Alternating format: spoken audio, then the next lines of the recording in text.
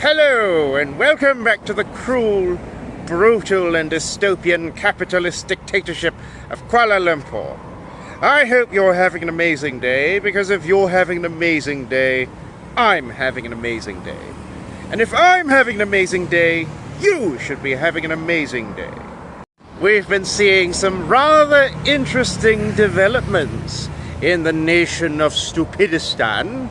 Yes, in the nation of Stupidistan, President Donald Trump has imposed tariffs on the global south. Well, Singapore has been struck with a 10% tariff in the American president's magnanimity. That's what you'll get for being a loyal dog to the West, isn't it? But Malaysia has got a 24% tariff. Now, what does this mean for our economy? Well, simply put, that will naturally raise the price of Malaysian imports in America, thus discouraging the consumption of Malaysian goods in America and in turn affecting our own GDP. Well, of course, not surprisingly, the liberals are all getting their panties in a tizzy about these tariffs, and they're all crying, you know, because they think these tariffs are the end of the world. Well, I say, bring on the tariffs. In fact, President Trump, I want you to give us a 50% tariff. 24% is not enough. 50%, no, let's be generous. Let's make it 60%. Yes, President Trump, I want you to increase the tariffs to 100%. Yes, do it. Do it. Because I'm not some pusillanimous liberal. Because I, as a Marxist-Leninist, can see the long-term effect of America's tariffs. One thing about pro-West Malaysian liberals is that they seem to have fallen asleep. You know, like Francis Fukuyama's essay, The End of History, seems to have given them brain damage. So they seem to have fallen into this state of amnesia, in which they seem completely incognizant of the current developments in the multipolar world. They seem to think that antagonizing Britain or antagonizing the United States is going to be disastrous for Malaysia, because these people still live in an old world 1940s, 1950s sort of mentality when America was this big, strong superpower. But the reality is America is basically a toothless tiger right now. Yes, America is a shell of what it formerly was. America is not needed anymore. Well, I mean, of course, you guys are still needed in order to make my American whiskey and my fried chicken. You know, I think we should, after we have eradicated the United States of Stupidistan, I think we should keep a couple of token Americans around, honorary global southerners, you know, so that these people can produce my bourbon and my fried chicken and sing my country music for me. But by and large, America is a decaying nation, and it is a falling economy. So it only has the illusion of strength and power, but the reality is that it is a toothless tiger that's been defanged and declawed. And the reality is that Trump is not loyal to America. In fact, the Malaysian bourgeoisie is not loyal to Malaysia either. The bourgeoisie, or the capitalist ruling class, are fundamentally loyal to capital. They are loyal to their own class interests. So Trump does not care, of course, if these tariffs upset the economy of America. No, because Trump is basically the last custodian of a dying empire. Yes, Trump knows that America is going down the drain. He doesn't say it, of course, because that would antagonize his supporter base, but he knows that America's days are numbered.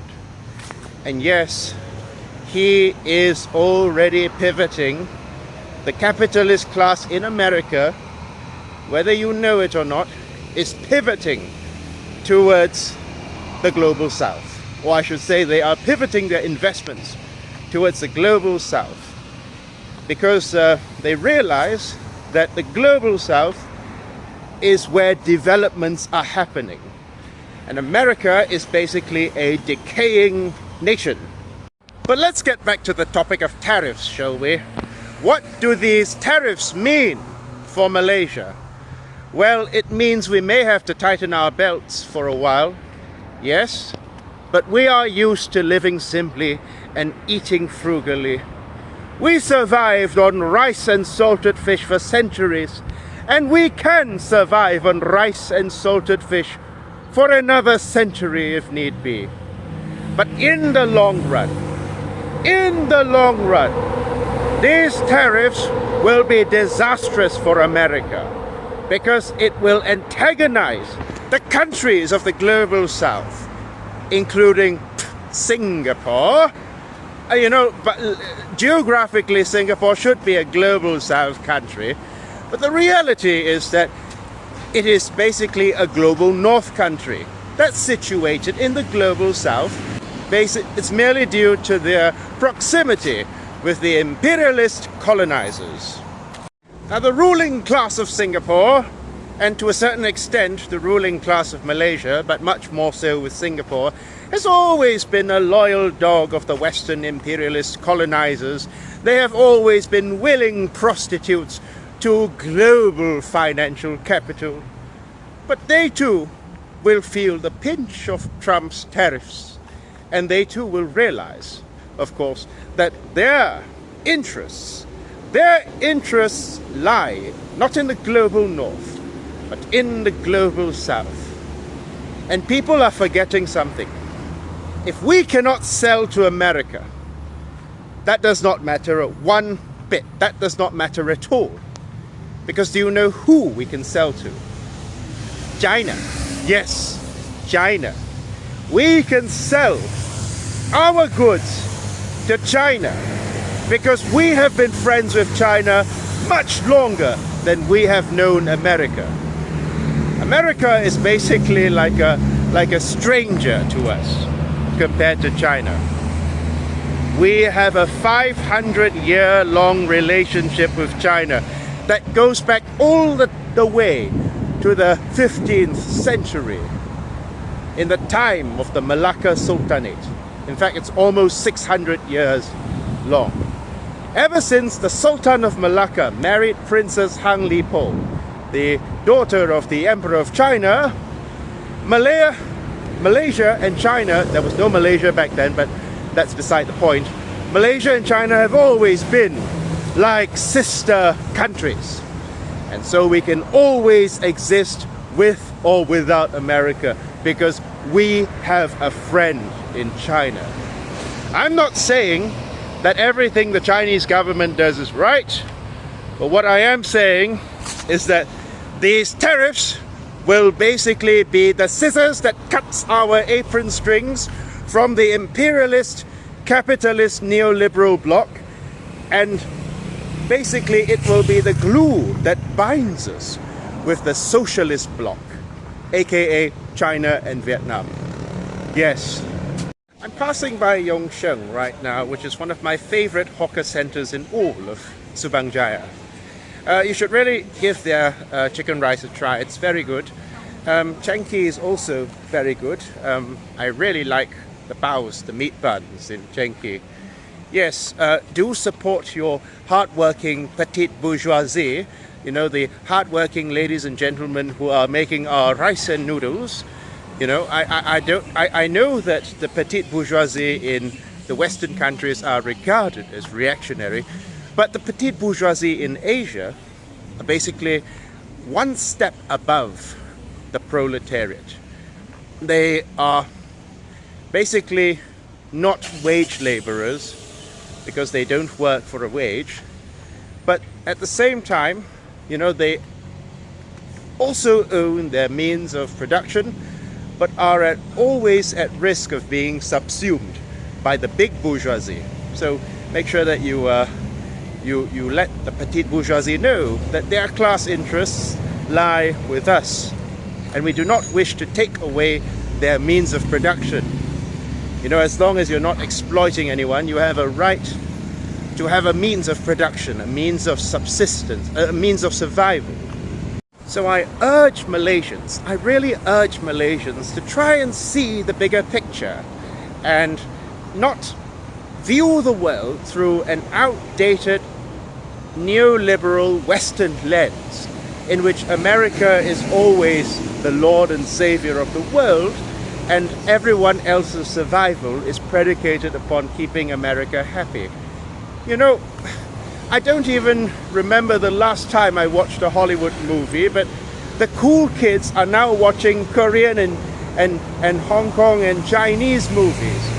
They're not watching Hollywood movies anymore. Hollywood is the uncle and auntie generation sort of thing.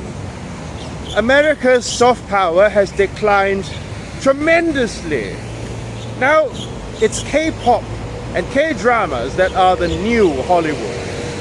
You know, America is now a shell of what it formerly was, and basically anybody who's still simping for America or Britain or any other imperialist, capitalist power needs to get their head checked. Now, I propose that we do a brain study on Ian Miles Chung for this very reason, but the point is, there is no need to fear America's wrath, because there's nothing the Americans can do, not the people mind you, but their leaders, but throw temper tantrums now. Yes, because if they think they have a strong army, well, China has a strong army as well. If they think they're tough, China is tough. In fact, American elites are some of the softest, weakest, and laziest people on the face of the planet. I don't think that these people could be trusted to lead a war. You know, if there ever were a war, I don't think they would inspire much morale. Look at Donald Trump. Do you think he inspires much morale? Compare that with Xi Jinping. Now, why do you think the American elites are rushing out of America into the global south? Why are they doing that? Why are the American elites, for example, moving to places like Singapore or Malaysia even? You know, why are they doing that? Well, because they know that America is a ticking time bomb. Yes, they already see the symptoms of America. Lawlessness, disorder, chaos. They know that America is living on borrowed time, and they are trying to get themselves and their families out of America. They know, of course, that's why they don't really care. Like I said, Trump doesn't really care about America's survival. If America implodes, well, what's he gonna do? He is just gonna pack his bags, take his family out, and probably end up in Hawaii or end up in some place in the global south, or he may move to Dubai or some Middle Eastern country. But what we do know is that he does not care if America implodes, because they already know what's happening, okay? Now, the thing is, I know it seems very callous of me, and you might think that I'm very callous towards the American working class, because it seems that I'm condemning the American working class. I'm saying that you guys will not have a revolution, and you guys are basically condemned to suffer. Unlike the elites who can take their capital and their money out of the country, you guys are stuck in America. But that's not what I'm saying. You guys have two options. You can come to the global south. Regard yourself not as Americans. If you're a poor person or a homeless person in America, our fight is not with you. You have a few options. You can also practice revolutionary defeatism and basically aid your country in its implosion, because you are fighting in the belly of the beast. You can do that. Or, if you really hate America, if you really don't want to live there anymore, You can take yourself and your talents, move to the global south. Or you can move to China as well if you learn Chinese. But we always welcome talents to build up our economy. In fact, if there were a way for Americans to sell their passports to stupid simps who want to move to America, which is basically like boarding the Titanic with the benefit of clairvoyance, well, I would encourage that. I would encourage you to either, try to basically practice revolutionary defeatism and facilitate the downfall and the destruction of this America in its current state, so you can build it up again as a socialist America. Or you can take your talents out. You can also contribute to its downfall by taking your talents out and moving to a global south country. As long as you respect the norms, the customs, and the culture and the values of that country, and you contribute positively to the society, you are more than welcome. But as long as you're not a reactionary. But I know for many of you American socialists who do regard yourself as patriotic, in the same way I regard myself as patriotic to Malaysia, who feel a strong sense of attachment to America, who feel that you have roots that cannot be pulled out, by all means stay and fight the capitalist ruling class and fight in the belly of the beast. And I will support you in as much as I can. I cannot support your struggle literally, because it is for the workers and the socialists of each respective nation to deal with their own ruling class. But I can support you spiritually, and I can also I can hope that your efforts will be not in vain, that the American nation, the bourgeois American state that we currently see, will be torn down and a new one will be built up from the ashes of this falling empire. But I just want to say that America's recent erratic behavior is not a source of pessimism, but rather a source of optimism. Every self-respecting socialist in this country must regard this as another turning of the dial towards socialism. Trump has inadvertently turned the dial of human history towards the socialist mode of production, because he, in his helter-skelter method of doing things, has basically turned the global south against America. And the global south does have friends. The global south is in fact the global majority. Yes, America and Europe are only a minority of this world. It's just that the global south right now are like particles of loose sand. But if we can organize, we can create our own new world order with or without America. Preferably with socialist America in the future, and preferably with socialist Britain in the future. But I don't have much hope for Britain becoming a socialist country anytime soon. But anyway, well, there's going to be lots of purging that needs to be done. But the point is, we should consider Trump's actions in antagonizing the global south to be a source of optimism. Because, my friends, socialism is inevitable, and Trump has basically turned the dial of history once again and inadvertently pushed society forward towards socialism. And he has also, in a sense, radicalized the class-conscious American proletariat, who now realize that the leaders of America do not care about them, who will be, I'm sorry to say, burdened by ballooning costs of living due to these tariffs. But they too will realize that America's leaders do not care about them, and the only America that will care about them will be a socialist America.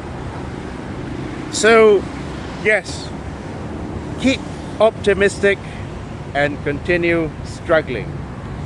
All right, thank you everyone. Selamat berjuang.